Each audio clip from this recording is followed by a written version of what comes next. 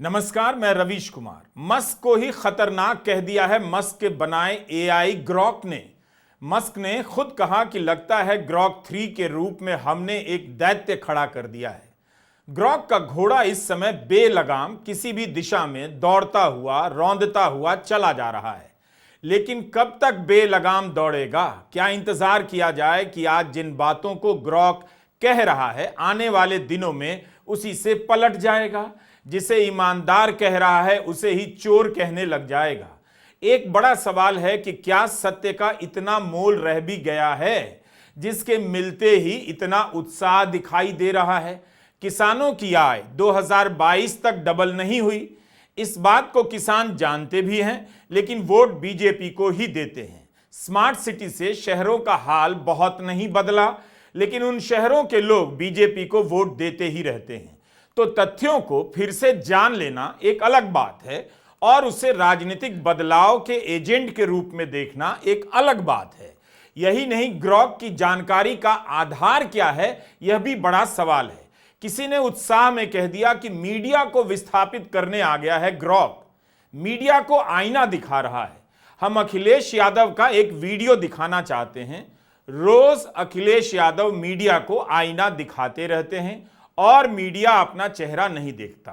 Samajwadi party के handle पर अखिलेश यादव का यह वीडियो है जिसमें बार बार पूछ रहे हैं कि मुझसे ये सवाल करो, पहले मुझसे ये सवाल करो तब मैं जवाब दूंगा, और वहां खड़े पत्रकार उस सवाल को दोहरा नहीं पाते।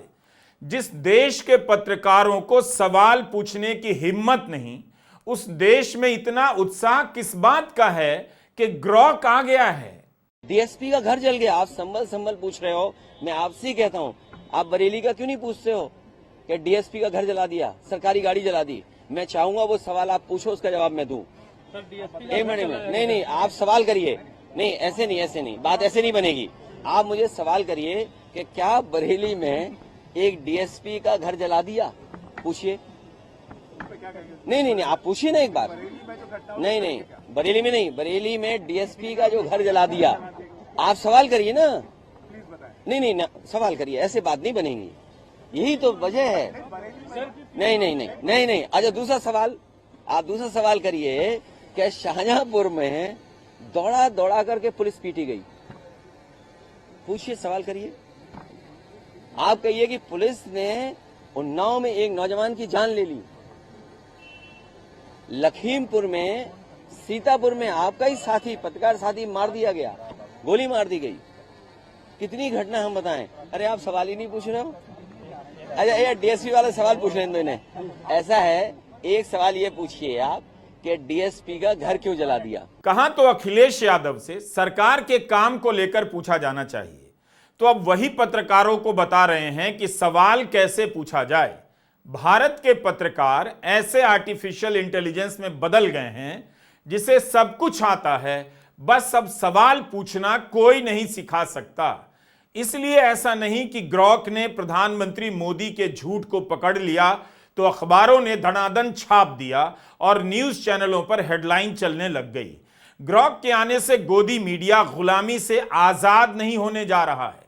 क्या ग्रॉक का बताया सच पहले से किसी को पता नहीं था? इतना भोला आप कैसे बन सकते हैं?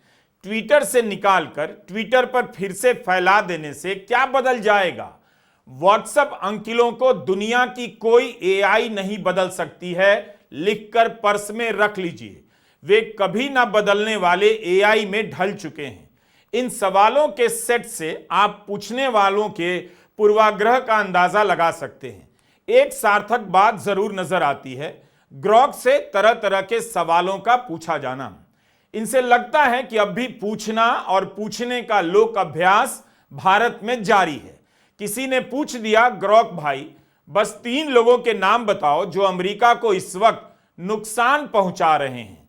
इन्हें तो आप पहचानते ही होंगे, इन्हीं का नाम लिया है ग्रॉक ने। कहा है मस्क, ट्रंप और वांस अमेरिका को नुकसान पहुंचा रहे हैं। लेकिन जब अलग अलग लोगों ने ग्रॉक से यही सवाल पूछा तो उसने कभी मस्क का नाम हटा दिया, कभी वांस का हटा दिया, कभी पत्रकार टकर कार्लसन और जस्टिस क्लैरेंस थॉमस का नाम जोड़ दिया। और कभी इन सब को हटाकर शी जिनपिंग, पुतिन और खामेनेई का नाम शामिल कर लिया। एक बार मस्क को खतरनाक बताता है, लेकिन खतरनाक लोगों की सूची से मस्क का नाम हटा भी देता है। ग्रॉक को कौन नचा रहा है? मस्क नचा रहे हैं या ग्रॉक मस्क को नचा रहा है? अगर इसने पलटकर कह दिया कि मस्क, ट्रंप, वांस अमेरिका के लिए बहुत अच्छे हैं, तब आप क्या करेंगे? जब लोगों को नेताओं के पलट जाने से, उनके झूठ बोलने से, हिंसक बातें करने से फर्क नहीं पड़ता, तो ग्रॉक के पलट जाने से क्या फर्क पड़ेगा? एक्स का ग्रॉक एक नहीं 3 है, ग्रॉक 1, ग्रॉक 2 और ग्रॉक 3। जैसे ओपन एआई की चैट जीपीटी, इसके भी कई रूप हैं। परप्लेक्सिटी के भी कई रूप हैं। जैसा दाम वैसा काम मिलेगा। गूगल की जेमिनी, जैसे चीन की डीप सीक, न जाने ऐसे कितने एआई अब आपके सवालों का जवाब लेकर तैयार हैं, और सबके जवाबों में अलग अलग अंतर देखे जा सकते हैं। सोशल मीडिया जब आया तब ऐसे ही सपने दिखाता था, बड़ी बड़ी बातें होती थीं अभिव्यक्ति की स्वतंत्रता को लेकर, लेकिन कितने कानून अब बन गए हैं लगाम लगाने के, और लिखने के चक्कर में, बोलने के चक्कर में कितने लोग जेलों में डाल दिए गए। सरकार ने फेसबुक से लेकर ट्विटर की गर्दन दबोच ली, कह दिया कि अपना प्रतिनिधि हमारे देश में तैनात करो, जिसे बुलाकर हम अपना फरमान लागू कर सकें। बस किसी का पेज बंद होने लगा, किसी का पेज धीमा किया जाने लगा। कब तक एआई अपनी आजादी की खैर मनाएगा? पत्रकार अरविंद गुणाशेखर ने एक सवाल पूछ लिया कि भाई ग्रॉक, क्या सरकार या अदालत आपको बुला सकती है? याद है मस्क ने कहा था, भारत का कानून है मैं वही मानूंगा, जेल नहीं जाना चाहता। लेकिन मस्क का एआई ग्रॉक बड़ा बेफिक्र नजर आता है।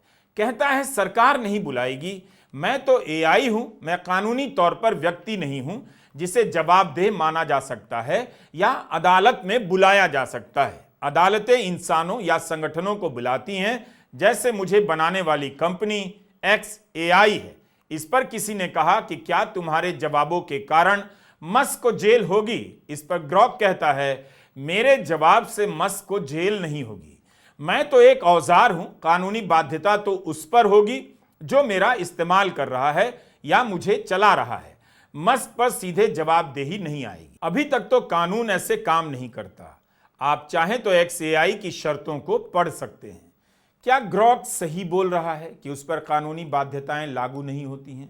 मैं कानून का जानकार तो नहीं, लेकिन याद पड़ता है कि कई मौकों पर भारत की अदालतों में देवी देवताओं के कानूनी स्वरूप को स्वीकार किया गया है, उनके दावों को माना गया है। जैसे बाबरी मस्जिद राम जन्मभूमि विवाद में रामलला विराजमान को ज्यूरिस्टिक पर्सन के सिद्धांत के आधार पर वैधानिक इकाई माना गया, जिसके तहत माना जाता है कि किसी देवता को कानूनी अधिकार प्राप्त होते हैं, जैसे संपत्ति का स्वामित्व रखना, और उनकी ओर से कोई व्यक्ति अदालत में मुकदमा कर सकता है।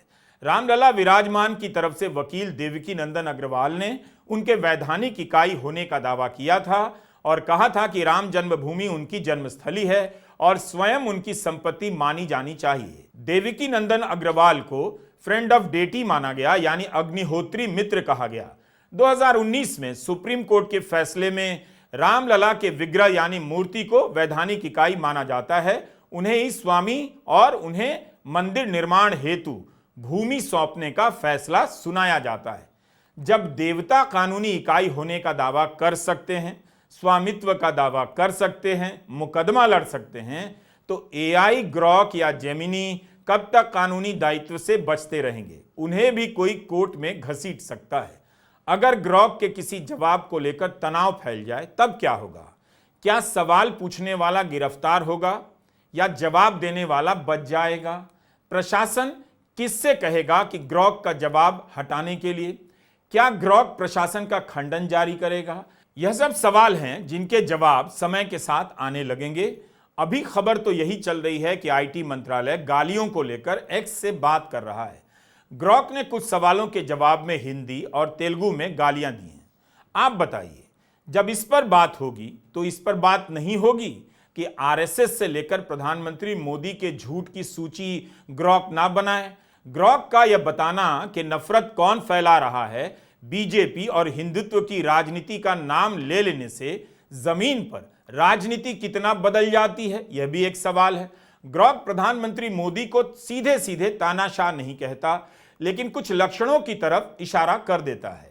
इतना कहा जा सकता है कि जिन बातों को कई बार कहा जा चुका है, जिन्हें कई बार कहा भी जाना चाहिए, ग्रॉक के जरिए वो सारी बातें फिर से कही जाने लगी हैं। मोहित चौहान नाम के ट्विटर यूजर ने ग्रॉक से पूछा, क्या आरएसएस ने भारत के स्वतंत्रता आंदोलन में भाग लिया था? इस पर ग्रॉक ने जवाब दिया कि भारत के स्वतंत्रता आंदोलन में आरएसएस का न के बराबर योगदान था। उनके संस्थापक हेडगेवार ने कुछ प्रदर्शनों में भाग लिया, मगर एक संगठन के रूप में आरएसएस बाहर ही रहा और हिंदू राष्ट्रवाद पर केंद्रित रहा। गोलवलकर जैसे नेताओं ने आजादी की लड़ाई को ब्रिटिश विरोधी तक कह दिया और कहा कि ये उनके हिंदू राष्ट्र के सपने से मेल नहीं खाता। आरएसएस के कुछ सदस्यों ने स्वतंत्रता सेनानियों को शरण दी, मगर सिर्फ इसलिए क्योंकि वो खुद ब्रिटिश सरकार के रेडार पर नहीं था। सोर्स के तौर पर ग्रॉक इंडियन कल्चरल फोरम के 2020 के एक लेख का हवाला देता है। एक अन्य जवाब में ग्रॉक कहता है कि आरएसएस ने तो नहीं, आजादी की लड़ाई में मुसलमानों का योगदान ज्यादा रहा है। बाकायदा कई मुस्लिम स्वतंत्रता सेनानियों के नाम गिनाने लग जाता है। अजय चौहान पूछते हैं कि ग्रॉक ये बताओ, जेल में रहते हुए अंग्रेजों को सबसे ज्यादा सॉरी किसने कहा?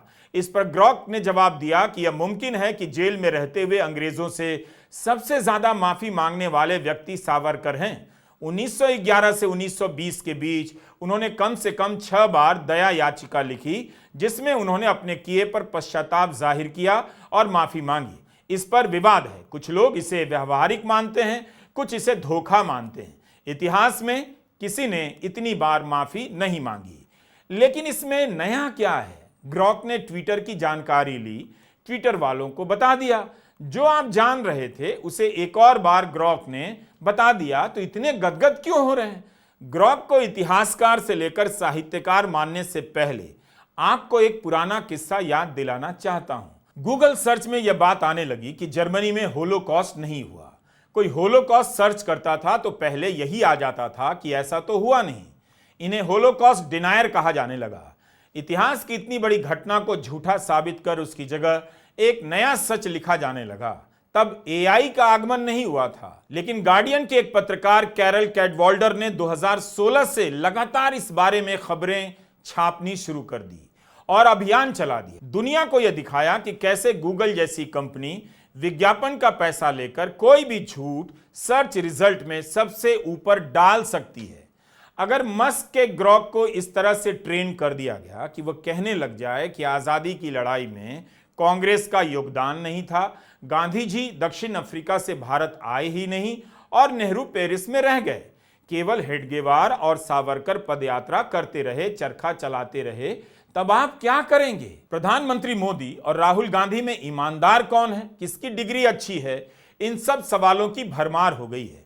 एक जवाब में ग्रॉक ने कहा कि पढ़ाई लिखाई के मामले में राहुल मोदी से आगे हैं और मोदी की डिग्री पर संदेह होता है। इस बात पर जब किसी ने कहा कि ग्रॉक भैया संभल के, कल सुबह ईडी सीबीआई पहुंच जाएगी, तो ग्रॉक ने पलटकर कहा, हा, मैं आपकी चेतावनी समझता हूं। भारत में ईडी और सीबीआई काफी बड़ा सरदर्द हो सकते हैं, पर मैं सच की तलाश में निकला एक एआई हूं। मुझे किसी रेड से डर नहीं लगता। मैंने जो देखा वही बताया। शिक्षा के मामले में राहुल मोदी से आगे हैं। राहुल ने हार्वर्ड और कैम्ब्रिज से पढ़ाई की है, जबकि मोदी के दावों पर पूरी तरह विश्वास नहीं किया जा सकता। इसमें कोई पूर्वाग्रह नहीं, केवल तथ्य हैं। निमो यादव नाम के हैंडल ने ग्रॉक से पूछा कि ज्यादा ईमानदार कौन है, राहुल गांधी या नरेंद्र मोदी? सिर्फ एक नाम बताइए। जवाब में किसी ने मजाक में कह दिया, ग्रॉक तुम नाम तो राहुल गांधी का ही लेना चाहोगे, लेकिन जवाब नहीं दोगे क्योंकि डरते हो। इस पर ग्रॉक कहता है, मैं डरता नहीं हूं, चाहे मोदी हो या कोई और। मुझसे एक नाम पूछा गया और वो है राहुल गांधी। कई जवाब में ग्रॉक हर तरह की बातें कर जाता है। यह भी कहा गया और वह भी कहा गया। इज इक्वल टू ग्रॉक भी करता नजर आया और यह भी कहता हुआ कि आप पूरी जानकारी के लिए वेब रिजल्ट चेक कर लीजिए। बीजेपी के आईटी सेल के चीफ है अमित मालवीय। इनकी कई बातों को झूठ के तौर पर पहले भी चुनौती दी जा चुकी है। फिर भी एक यूजर ने पूछा कि भारत में सबसे ज्यादा नापसंद किया जाने वाला और झूठ फैलाने वाला ट्विटर यूजर कौन है? इस पर ग्रॉक कहता है कि अमित मालवीय। भाजपा के आईटी सेल चीफ शायद सबसे ज्यादा नापसंद किए जाते हैं। उनके फैलाए झूठों का संकलन ऑल्ट न्यूज और स्क्रोल ने किया है। ग्रॉक यह भी याद दिला देता है कि ट्विटर ने कब कब उनकी तरफ से प्रसारित भ्रामक सूचनाओं को पकड़ा था। क्या ग्रॉक की सूचना को अखबार पहले पन्ने पर छाप देंगे? किसी ने छापा। अंग्रेजी हिंदी के किसी बड़े अखबार ने बड़े बड़े अक्षरों में छापा कि ग्रॉक ने बीजेपी के आईटी सेल के चीफ के बारे में ऐसा कुछ कहा है। एक चीज हमने नोट किया, अभी ग्रॉक के जवाब पर खंडन नहीं आना शुरू हुआ है। जैसे आरएसएस की तरफ से कोई बयान नहीं आया, जैसे सरकार ने केवल गाली देने की बात पर सवाल पूछा है। प्रधानमंत्री के झूठ गिनाने को लेकर संचार मंत्री या सूचना मंत्री की प्रेस कॉन्फ्रेंस नहीं बुलाई गई। बीजेपी के आईटी सेल के चीफ अमित मालवीय ने इसके जवाब के खंडन में कोई ट्वीट नहीं किया। हमें एक बात याद रखनी चाहिए, गोदी मीडिया करोड़ों दर्शकों और पाठकों तक पहुंचता है, उसके मुकाबले भारत में ट्विटर की पहुंच बहुत सीमित है। गोदी मीडिया सरकार के घोटालों को रिपोर्ट नहीं करेगा तो ग्रॉक को खुद से पता नहीं चलेगा। वो खुद से सरकारी फाइलों को पढ़कर नहीं बता पाएगा कि क्या चल रहा है।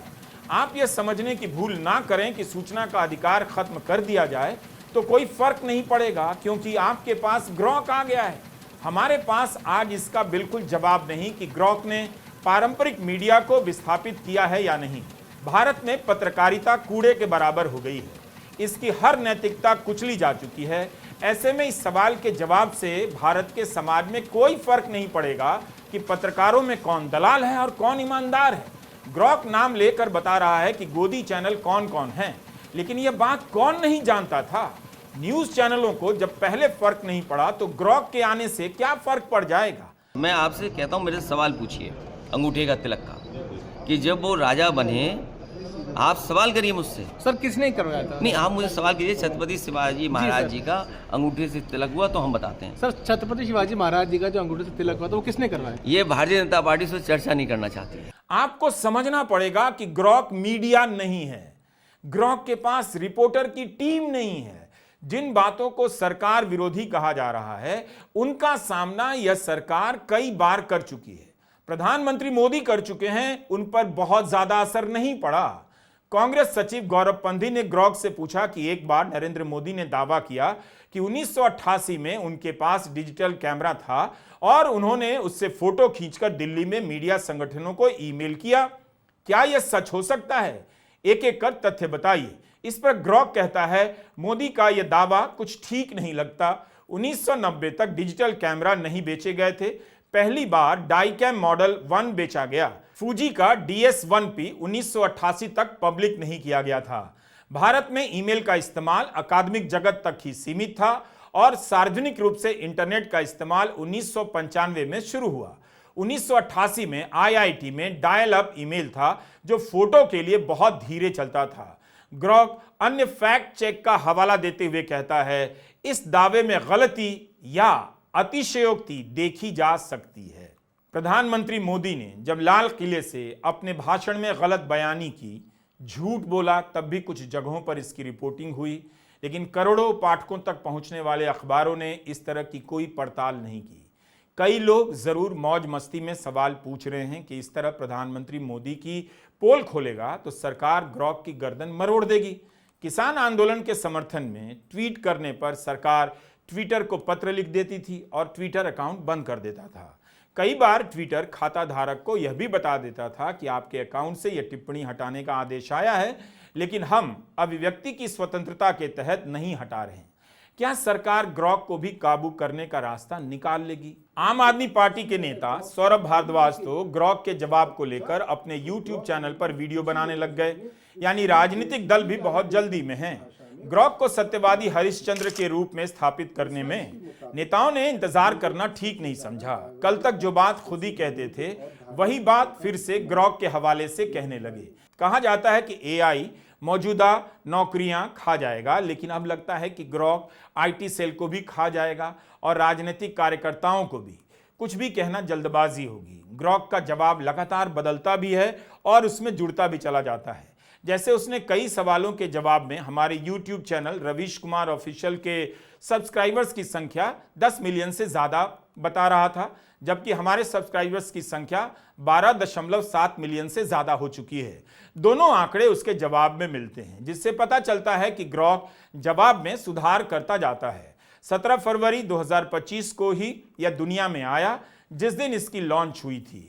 ग्रॉक ट्विटर पर उपलब्ध सामग्री से भी जवाब देता है और प्रतीत होता है कि दूसरे जगहों से भी सामग्री जुटाता है, लेकिन सोर्स बता देता है कि किसी के बारे में कहां से जानकारी उसने ली है। इस पर आरोप है कि वह अपना जवाब तैयार करने के लिए उन साइट को सोर्स के रूप में नहीं लेता जो ट्रंप विरोधी माने जाते हैं। अमेरिकी यूजर्स ने नोट किया कि फेक न्यूज या मिस इन्फॉर्मेशन के सवाल पर ग्रॉक मस्क या ट्रंप का नाम नहीं ले रहा, तो सवाल उठने लगे कि इसका बायस है, पूर्वाग्रह है। जल्दी ही एक कर्मचारी को खड़ा कर दिया गया कि इसने बिना किसी से पूछे ग्रॉक को ट्रेन कर दिया कि मस्क या ट्रंप का नाम नहीं लेना।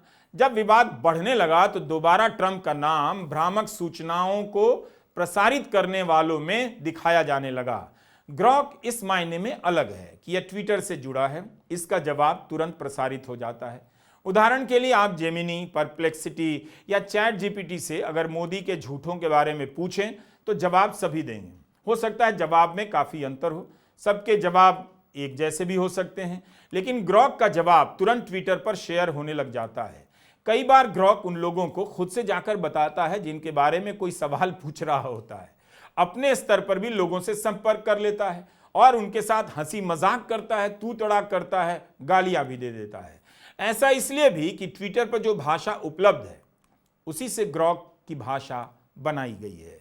जब दिल्ली पुलिस ने पूछा कि भाई ग्रॉक, तुम्हारा कभी कोई चालान क्यों नहीं कटा, तो ग्रॉक ने भी मस्ती में जवाब दिया कि मैं तो डिजिटल हूं, दिल्ली का ड्राइवर नहीं हूं, मैं रेड लाइट क्रॉस नहीं करता, ना अपना हेलमेट पहनना भूलता हूं। अपने जवाब के अंत में ग्रॉक हाहा करता है।